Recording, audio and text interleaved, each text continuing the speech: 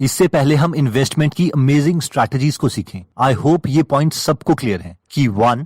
हमें कम से कम अपनी सैलरी का 20% सेव करना है, जिसे हम आरडी या एफडी में गवर्नमेंट बैंक्स में सेव करते हैं, ताकि हमें बुरे वक्त में किसी के सामने हाथ ना फैलाने पड़े। नेक्स्ट, अगर हम एक नॉर्मल लाइफ से ज्यादा पैसे कमाना चाहते हैं तो उसका एक ही सोल्यूशन है कि हमें पैसों से काम करवाना पड़ेगा, यानी पैसों को कहीं इन्वेस्ट करना पड़ेगा। अब चाहे वो रियल एस्टेट हो, एक प्रॉपर बिजनेस हो या शेयर मार्केट हो। शेयर मार्केट में स्टार्ट करने के लिए हमें बहुत ही कम पैसों की जरूरत है, और इसीलिए इस वीडियो में हम शेयर मार्केट की इन्वेस्टमेंट स्ट्रैटेजीज को सीखेंगे।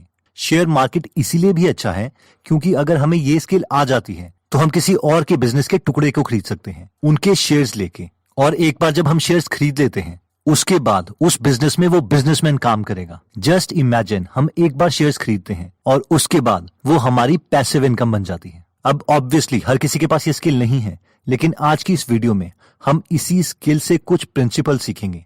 तो आइए स्टार्ट करते हैं। वॉरेन बफेट, जो कि दुनिया के सबसे अमीर इन्वेस्टर हैं, उन्होंने कहा था कि जिसे फाइनेंशियल स्टेटमेंट्स पढ़ने नहीं आती उसे इंडिविजुअल स्टॉक्स नहीं खरीदने चाहिए, और ये एकदम सही है। और इसीलिए इस वीडियो में हम फाइनेंशियल स्टेटमेंट्स को पढ़ना सीखेंगे, और वो भी बहुत इंटरेस्टिंग वे में। देखिए, फाइनेंशियल स्टेटमेंट्स हमें तब समझ आएगी जब हम कंपनी के प्रोसेस को समझते हैं। तो आइए हम पहले कॉन्सेप्ट से स्टार्ट करते हैं, जो कि है bonds are safer than stocks. इस कॉन्सेप्ट को समझने के लिए हम आपके लिए कंपनी खोलते हैं, जिसका नाम हम रखेंगे कंपनी ए, जिसको आपने 7 लाख शेयर्स में तोड़ा है और हर शेयर की कीमत ₹1 रखी है। ये कंपनी आपने इसीलिए खोली है ताकि आप टी शर्ट्स के बेच सकें। अब आप जब इस बिजनेस की कैलकुलेशंस करते हैं तो आपको पता चलता है कि इस बिजनेस के लिए स्टार्टिंग में आपको 10 लाख रुपए चाहिए। अब क्योंकि आप समझदार हैं, इसलिए आप सोचते हैं कि इस बिजनेस में सारे पैसे मैं खुद के क्यों इन्वेस्ट करूं। आप कंपनी ए में सिर्फ 5 लाख रुपए इन्वेस्ट करते हैं और 5 लाख शेयर्स के ओनर बन जाते हैं। लेकिन बाकी के 5 लाख रुपए कहां से आएंगे? आप अपने 2 दोस्तों से बात करते हैं और वो दोनों दोस्त आपको पैसे देने के लिए राजी हो जाते हैं। आपका पहला फ्रेंड राम आपको 3 लाख रुपए देता है, जिसके बदले उसे आपकी कंपनी से 3 लाख का बॉन्ड सर्टिफिकेट चाहिए। अब आप बोलेंगे, ये बॉन्ड सर्टिफिकेट क्या है? बॉन्ड बेसिकली एक सर्टिफिकेट है जिसमें लिखा हुआ है कि आप अपने दोस्त को 3 लाख रुपए वापस करेंगे विद इंटरेस्ट, जस्ट एक लोन की तरह जो आपने बैंक के बजाय अपने दोस्त से लिया है। और इसके बाद आपका दूसरा दोस्त श्याम भी आपको 2 लाख रुपए देने के लिए राजी हो जाता है, लेकिन इस 2 लाख रुपए के बदले उसे आपकी कंपनी में 2 लाख शेयर्स चाहिए ₹1 के हिसाब से, यानी आप उसे अपनी कंपनी में 2 लाख की इक्विटी देंगे। तो अब हम आपकी कंपनी ए की बैलेंस शीट बनाते हैं। तो एक कंपनी की बैलेंस शीट में बेसिकली 2 चीजें होती हैं, एसेट्स और लायबिलिटीज। अब इसमें एसेट्स और लायबिलिटीज की डेफिनेशन रिच डैड और पुअर डैड की बुक से थोड़ी डिफरेंट है। एसेट्स वो चीजें हैं जो कंपनी ओन करती है, जैसे कि कोई कैश, प्रॉपर्टी, कोई मैकेनिकल टूल जो कंपनी को चलाने के लिए चाहिए, एक्सेट्रा। जबकि लायबिलिटीज वो चीजें हैं जो कंपनी को किसी को देनी है, फॉर एग्जाम्पल बैंक लोन या बॉन्ड्स की फॉर्म में लिया हुआ लोन, या फिर इक्विटी से कलेक्ट हुआ पैसा जो कि शेयर होल्डर्स को वापस देना है। तो आपकी कंपनी ए की बैलेंस शीट कुछ इस तरीके से दिखाई देगी, जिसमें लेफ्ट साइड में आएगा एसेट्स और राइट साइड में आएगा लायबिलिटी। आपके पास एसेट्स हैं सिर्फ 10 लाख रुपए की टी शर्ट्स के, क्योंकि आपने अपना सारा पैसा इसी में इन्वेस्ट कर दिया। जो 5 लाख रुपए आपने खुद इन्वेस्ट करे थे, 3 लाख रुपए जो आपके फ्रेंड राम ने दिए थे, और 2 लाख रुपए जो आपके फ्रेंड श्याम ने दिए थे। अब राइट साइड की लायबिलिटी में इसमें है 3 लाख रुपए के बॉन्ड्स जो आपको आपके फ्रेंड राम ने दिए थे। सेकंड लायबिलिटी है 2 लाख इक्विटी की, जिसमें 2 लाख शेयर्स हैं जो कि श्याम के हैं। और थर्ड लायबिलिटी जो कंपनी के ऊपर है वो है आपकी, जो कि है 5 लाख शेयर की, क्योंकि 5 लाख आपने भी कंपनी को दिए हैं। अब आपको लगेगा कि ये लायबिलिटी में मेरे शेयर्स की इक्विटी कैसे आ गई? मैं तो कंपनी का ओनर हूं। लेकिन लीगली, लॉ की नजरों में कंपनी और आप अलग अलग हैं, और कंपनी के ऊपर आपको पैसे देने की लायबिलिटी है, क्योंकि कंपनी ने आपको 5 लाख रुपए देने हैं। 10 लाख रुपए के एसेट्स हैं और 10 लाख की लायबिलिटी है। अब सवाल आता है कि अगर आपका ये बिजनेस चला ही नहीं और वो फेल हो जाता है तो? अब क्योंकि आपके पास 10 लाख की टी शर्ट्स हैं तो आप मार्केट में जाते हैं उसे बेचने के लिए, लेकिन दुकानदार आपको सिर्फ 3 लाख रुपए देता है, क्योंकि उसकी नजरों में आपके 10 लाख की टी शर्ट्स की कीमत सिर्फ 3 लाख रुपए है। I am sorry for the loss. अब आपके लॉस के लिए सॉरी, बट मेन पॉइंट ये है कि ये जो 3 लाख रुपए आपके 10 लाख की टी शर्ट को बेच के मिले हैं, वो किसको जाएंगे? आपको, आपके फ्रेंड राम को जिसने आपको 3 लाख रुपए दिए थे बॉन्ड्स के लिए, या आपके फ्रेंड श्याम को जिसने आपको 2 लाख रुपए दिए थे स्टॉक्स के लिए। अब आप सोचेंगे कंपनी तो मेरी है, कम से कम ये 3 लाख रुपए मैं तो रखूं। लेकिन ऐसा नहीं होगा, ये 3 लाख रुपए आपके फ्रेंड राम को जाएंगे। जिसके पास कंपनी के बॉन्ड्स हैं, यानी जब भी कंपनी बैंकरप्ट होती है तो उसके एसेट्स को बेच के सबसे पहले बॉन्ड्स ओनर को पैसा दिया जाता है, यानी bonds are safer than stocks. Next concept आता है लिक्विडिटी ऑफ एसेट्स। अब हम मान के चलेंगे कि आप एक बिजनेस ओनर नहीं हो बल्कि एक इन्वेस्टर हो, यानी कंपनी ए आपकी कंपनी नहीं है, लेकिन मार्केट में ये नई नई कंपनी आई है जिसके पास 10 लाख के एसेट्स हैं। वहीं पर एक और कंपनी आपको दिखती है, कंपनी बी, जिसके पास सिर्फ 8 लाख के एसेट्स हैं, और आपको एज एन इन्वेस्टर इन दोनों कंपनी में से एक में इन्वेस्ट करना है। तो आप अपने पैसे किस में इन्वेस्ट करोगे, कंपनी ए में या कंपनी बी में? हम में से कई लोग सोचेंगे कि कंपनी ए में 10 लाख के एसेट्स हैं, लेकिन कंपनी बी में कम एसेट्स हैं, तो कंपनी ए एक ज्यादा राइट चॉइस है। लेकिन इस केस में ये गलत है। अब आप पूछेंगे क्यों?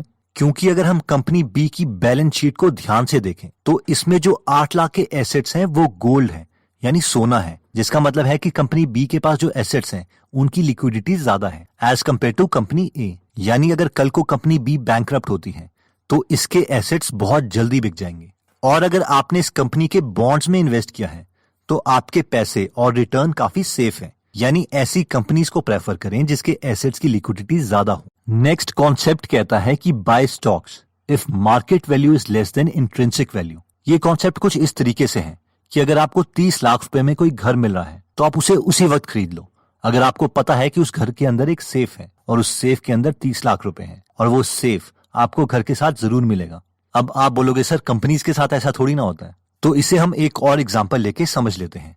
मान लीजिए एक और कंपनी है, कंपनी सी, जिसमें 10 लाख के गोल्ड एसेट्स हैं और इस कंपनी ने कोई लोन नहीं लिया, ना ही बैंक से ना ही बॉन्ड्स की फॉर्म में पब्लिक से, और इसके सारे 10 लाख रुपए 10 लाख शेयर्स 1 रुपए के हिसाब से बिक चुके हैं। अब अगर हम इस कंपनी की बुक वैल्यू की बात करें, यानी जो अकाउंटेंट्स ने बैलेंस शीट में लिखी है, वो 10 लाख रुपए, जो कि इस केस में इंट्रिंसिक वैल्यू भी है, यानी इस पूरे बिजनेस की कीमत कम से कम 10 लाख रुपए है। आई होप आप सब मुझसे इस बात में अग्री करेंगे, क्योंकि ये एसेट्स गोल्ड हैं, तो हमें इस कंपनी की वैल्यू को इवैल्यूएट करने में कोई डिफिकल्टी नहीं होनी चाहिए। अब इस कंपनी की मार्केट वैल्यू चेंज होती रहेगी। कभी आप न्यूज चैनल में देखेंगे कि कंपनी का एक शेयर 2 रुपए का बिक रहा है, कभी 2.5 रुपए का बिक रहा है, और इन दोनों केस में हमें इस कंपनी के शेयर्स नहीं खरीदने हैं, क्योंकि अगर शेयर 2 रुपए का है तो इस कंपनी की उस समय मार्केट वैल्यू 2 रुपए इंटू 10 लाख शेयर यानी 20 लाख रुपए है। और अगर मार्केट में एक शेयर 3 रुपए का बिक रहा है तो इस कंपनी की वैल्यू 3 रुपए into 10 lakh share equal to 30 lakh रुपए है। लेकिन जिस वक्त मार्केट में एक शेयर 90 पैसे का मिल रहा होगा, यानी 1 रुपए से कम का मिल रहा होगा, तो उस समय इस पूरी कंपनी की कीमत 90 पैसे इंटू 10 लाख शेयर यानी 9 लाख हो जाएगी।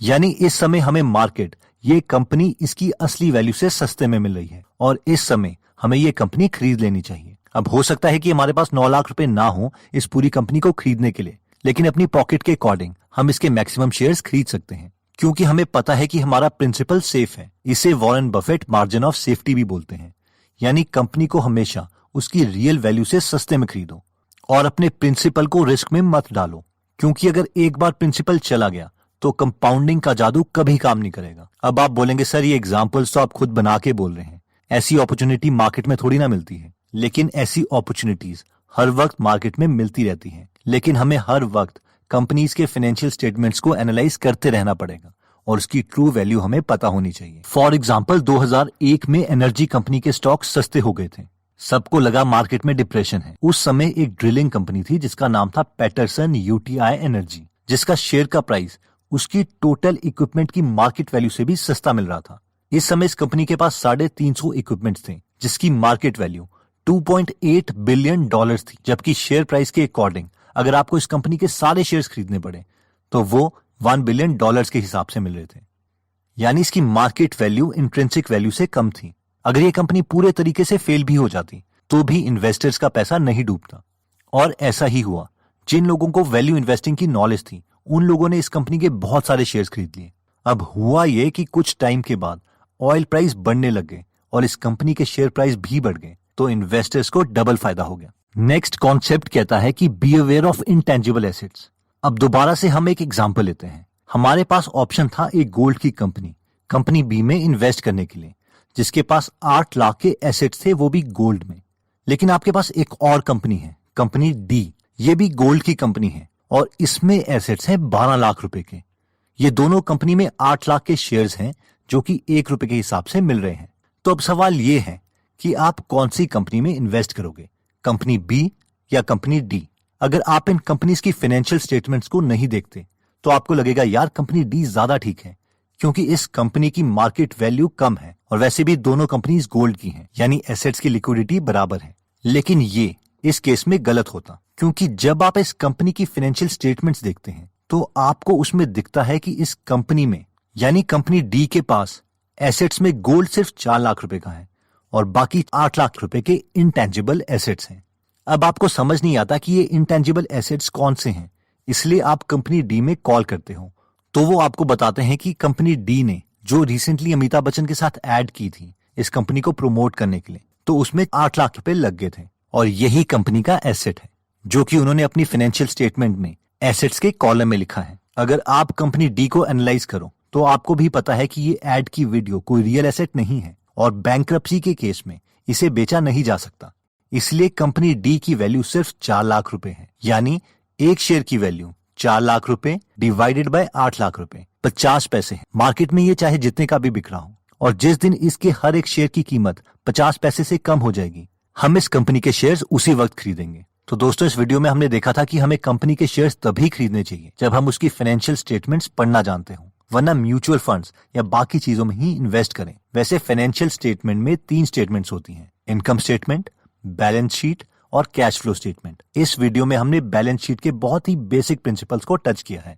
ये 4 कॉन्सेप्ट्स थे। 1, bonds are safer than the shares, यानी बैंक्रप्सी के केस में पहले पैसे बॉन्ड्स होल्डर को मिलेंगे। सेकंड कॉन्सेप्ट में हमने देखा था कि कंपनी के एसेट्स में ये देख लें कि उनकी लिक्विडिटी ज्यादा है, यानी बैंक्रप्सी के केस में ये ना हो कि कंपनी के एसेट्स कोई खरीदे ही ना। थर्ड हमने देखा था कि शेयर्स हमें तभी खरीदने चाहिए जब मार्केट में शेयर्स का प्राइस उसकी इंट्रिंसिक वैल्यू से कम है, जिसे वॉरेन बफेट वैल्यू इन्वेस्टिंग बोलते हैं। और फोर्थ पॉइंट हमने देखा था इंटेंजिबल एसेट्स का, यानी कई बार कंपनी अपनी ज्यादा वैल्यू दिखाने के लिए इंटेंजिबल एसेट्स को एसेट कॉलम में दिखा देती है, इसलिए हमें फाइनेंशियल स्टेटमेंट को पूरा पढ़ना जरूरी है। अब नेक्स्ट सवाल आता है कि हम फाइनेंशियल स्टेटमेंट्स को पढ़ना कैसे सीखें, इसमें और अच्छे कैसे हों। तो इन माई जेन्युइन ओपिनियन ये आपको कोई यूट्यूब वीडियो नहीं सिखा सकती। इसके लिए आपको मैं 4 बुक सजेस्ट कर सकता हूँ। पहली बुक है security analysis by Benjamin Graham. Second book है intelligent investor by Benjamin Graham. Third है the essays of Warren Buffett by Lawrence Cunningham और फोर्थ है the interpretation of financial statement by Benjamin Graham. तो अगर आपको बिल्कुल भी अकाउंटिंग नहीं आती तो पहले the interpretation of financial statements bye Benjamin Graham से स्टार्ट करें, जिसके बाद ही आपको सिक्योरिटी एनालिसिस बुक समझ आएगी। आपने देखा होगा कि इन 4 में से 3 बुक्स बेंजामिन ग्राहम ने लिखी हैं, जो कि वॉरेन बफेट के गुरु थे। अब अफसोस की बात यह है कि वॉरेन बफेट ने कोई बुक नहीं लिखी, लेकिन वो हमेशा अपनी वेबसाइट में एसेज और लेटर्स लिखते हैं अपने शेयर होल्डर्स के लिए, जिसे कंपाइल किया गया है the essays of Warren Buffett में। दोस्तों अगर आप सीरियस हैं इन्वेस्टिंग में तो आपको ये बुक्स जरूर खरीदनी चाहिए। ये एक डिक्शनरी की तरह है जिसकी जरूरत आपको बार बार पड़ेगी। तो इन बुक्स का लिंक मैं डिस्क्रिप्शन में दे दूंगा। नेक्स्ट सवाल आता है कि हम किस प्लेटफॉर्म को यूज करें शेयर्स खरीदने के लिए। इसमें तो बहुत पेपर वर्क रिक्वायर्ड होगा, या कोई ऐसा तरीका है जिसमें पेपर वर्क बहुत कम हो। तो जो मैं मेथड आपको बताने वाला हूं उसमें सिर्फ पैन कार्ड ही रिक्वायर्ड है और हम स्टॉक मार्केट की दुनिया में अगले 15 मिनट में एंटर कर सकते हैं। इस प्लेटफॉर्म का नाम शायद आपने ऑलरेडी सुना होगा, जो कि है अपस्टॉक्स। अब सवाल आता है कि अपस्टॉक्स है क्या और इसमें हम क्या क्या कर सकते हैं। फर्स्ट, इसमें हमारा फ्री डीमैट अकाउंट बन जाएगा, जिससे हम कम से कम 600 रुपए बचा सकते हैं। सेकंड, इसमें 28,000 रुपए के और भी बेनिफिट्स हैं, जिसकी डिटेल्स मैं डिस्क्रिप्शन में दे दूंगा। फोर्थ, ही ऐप के प्ले स्टोर में 1 बिलियन से ज्यादा डाउनलोड्स हैं और रिव्यूज भी अच्छे हैं, यानी लोग इससे सेटिस्फाइड हैं। और फाइनली, इसमें हम म्यूचुअल फंड्स भी खरीद सकते हैं। तो अपस्टॉक का लिंक और उसकी पूरी डिटेल्स मैंने डिस्क्रिप्शन में दे दी है, जिससे आप ये ऐप डाउनलोड कर सकते हैं। अब कई लोगों को लगता है कि अपस्टॉक्स कहीं फ्रॉड तो नहीं है, हम अपने पैसे इन्हें क्यों दें। तो पैसे इनके पास नहीं जाते हैं, अपस्टॉक वाले सिर्फ एक ब्रोकर हैं, क्योंकि बिना ब्रोकर के हम शेयर्स नहीं खरीद सकते और हम अपने शेयर्स अपने अकाउंट में देख सकते हैं कि एक्चुअल में हमें उस कंपनी के शेयर्स मिले भी हैं या नहीं। और अपस्टॉक्स सेबी यानी security and exchange board of India से रेगुलेटेड है। दोस्तों अगर आप द इंटेलिजेंट इन्वेस्टर की बुक समरी पढ़ना चाहते हैं या फिर 100 से ज्यादा बिजनेस या बाकी इन्वेस्टिंग की बाकी बुक्स पढ़ना चाहते हैं तो आप गीगल ऐप डाउनलोड कर सकते हैं, जहां पर आप ट्रैवलिंग के टाइम में या अपने फ्री टाइम में हिंदी में बुक समरी सुन सकते हैं। तो अगर आप इस ऐप में इंटरेस्टेड हैं तो इसका लिंक भी मैंने डिस्क्रिप्शन में दे दिया है। दोस्तों कमेंट सेक्शन में आप बता सकते हैं कि आप नेक्स्ट वीडियो किस टॉपिक पर चाहते हैं, ताकि हमें भी फीडबैक मिले और उसी टॉपिक्स को हम कवर करें। इस चैनल को जरूर सब्सक्राइब कर लीजिए और बेल का बटन दबा दीजिए, ताकि आप ऐसी नॉलेजेबल वीडियोस कभी मिस ना करें। और इस वीडियो को लाइक जरूर कीजिएगा, ताकि हमारा कॉन्फिडेंस बढ़े।